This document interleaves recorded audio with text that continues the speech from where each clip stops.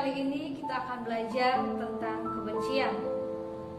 Pasti setiap kita pernah merasakan perasaan benci terhadap sesuatu atau terhadap seseorang, atau bahkan kita yang menjadi objek kebencian dari orang lain.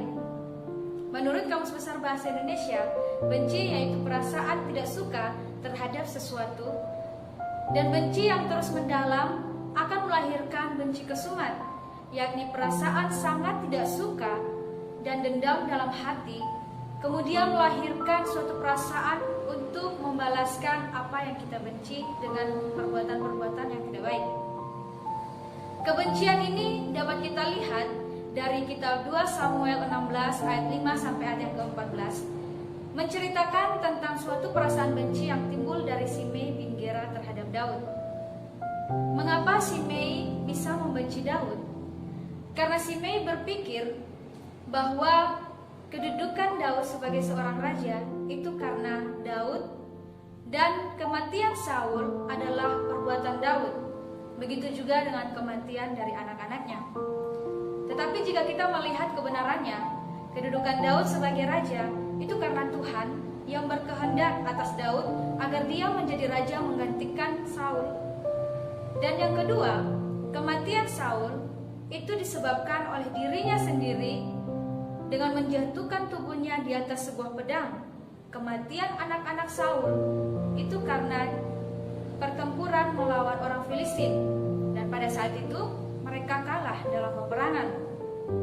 Saudara-saudaraku yang dikasihi oleh Tuhan kita Yesus Kristus, berhati-hatilah terhadap kebencian.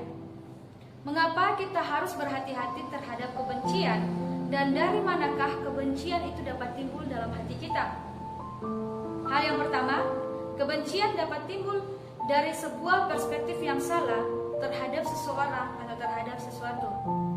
Contohnya, ketika kita melihat seseorang yang badannya dipenuhi dengan tato, kita akan berpikir bahwa dia adalah seorang narapidana, dia adalah seorang pembuat kejahatan, dia adalah seorang pembunuh, dan sebagainya. Maka ketika kita melihat dia, bisa saja kita membenci, dan itu layak bagi dirinya. Tapi kita belum mengenal dia secara dekat, bukan? Kita tidak tahu apa alasan dia sehingga dia membuat badannya dipenuhi dengan tato itu. Hal yang kedua, kebencian yang mendalam akan melahirkan sebuah keberanian untuk melakukan aksi tanpa memikirkan risiko.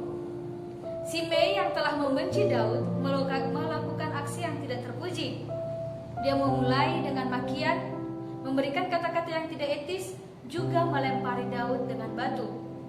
Dia tidak pernah berpikir bahwa tindakannya ini bisa saja mendapatkan respon yang sangat tidak terpuji atau bahkan lebih menyakitkan dari apa yang sudah dia lakukan terhadap Daud.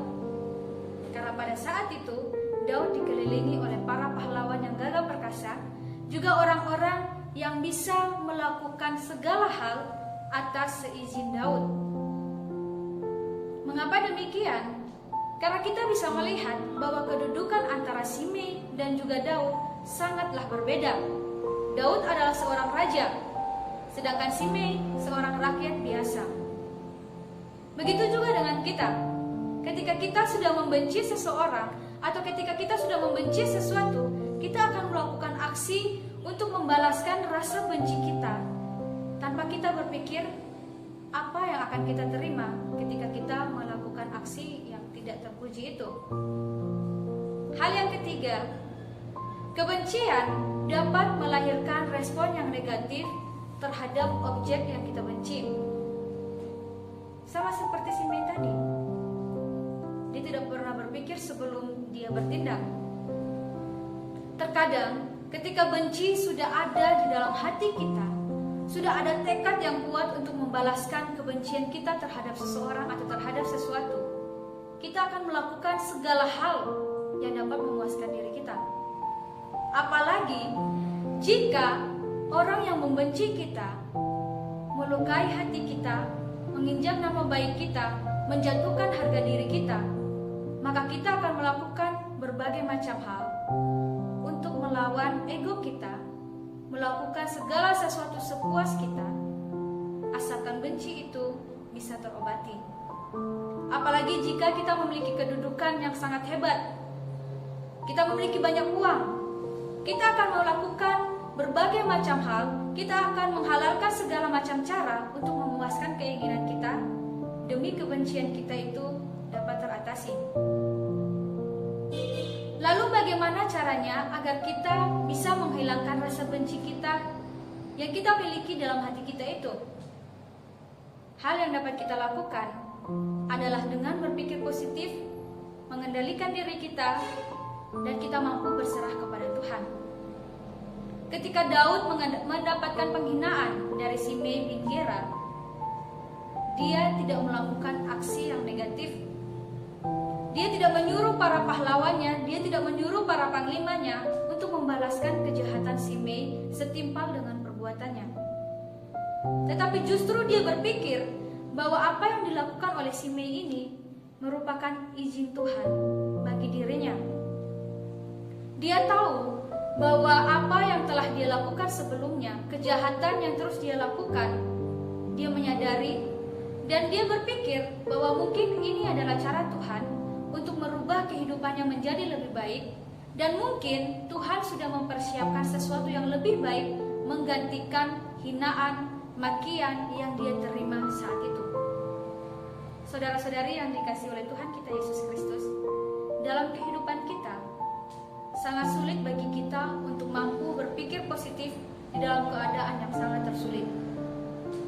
Ketika kita dijatuhkan oleh orang lain, ketika kita dilukai oleh orang lain, ketika kita mendapat penghinaan, atau bahkan orang-orang yang kita sayangi mendapat penghinaan yang sangat tidak etis, kita akan berusaha membela diri kita, melakukan apa saja agar harga diri kita dapat terus dijunjung tinggi. Kita tidak pernah berpikir ketika kita mendapatkan penghinaan, kita mendapatkan makian, ketika kita dijahati oleh orang lain, mungkin itu adalah cara Tuhan untuk membentuk diri kita menjadi lebih baik lagi. Dan kita tidak pernah berpikir mungkin Tuhan akan memberikan sesuatu yang lebih indah dari penghinaan kita yang kita alami hari ini. Saudara-saudaraku yang dikasihi oleh Tuhan kita Yesus Kristus, Richard Carson mengatakan dalam bukunya yang berjudul Don't Sweat the Small Stuff, dia mengatakan bahwa semakin Anda sering mempersoalkan atau membesar-besarkan setiap masalah yang ada, hidup Anda akan terasa lebih banyak beban masalah yang Anda alami. Hal ini sangatlah benar. Ketika kita terlalu memusatkan diri kita pada persoalan hidup kita, ketika kita terlalu mempersoalkan hidup kita, ketika kita terlalu memusatkan hidup kita terhadap permasalahan yang kita terima, terhadap makian orang lain, terhadap penghinaan orang lain, hidup kita akan serasa dipenuhi oleh beban yang sangat berat yang tidak mampu kita lepaskan. Bagaimana cara kita keluar dari setiap permasalahan kita itu? Dengan selalu berpikir positif, mengandalkan Tuhan, berserah kepada Tuhan, mampu untuk selalu melihat bahwa apa yang kita alami saat ini akan ada gantinya yang lebih indah di hari depan.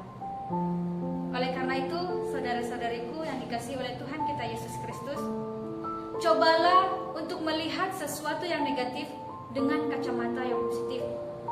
Ketika kita dihina, ketika kita dimaki, ketika kita dijatuhkan, ketika kita mengalami sesuatu yang sangat buruk yang melawan ego kita untuk membalas, cobalah kita berpikir dengan positif. Kita mengendalikan diri kita untuk tidak membalas hal yang demikian, mengendalikan diri kita untuk tidak membalas kejahatan dengan kejahatan. Juga kita mampu berserah kepada Tuhan, menyerahkan semua persoalan kita kepada Tuhan. Maka berjalanlah bersama-sama dengan Tuhan. Setiap permasalahan pasti ada jalan keluar. Tuhan Yesus memberkati.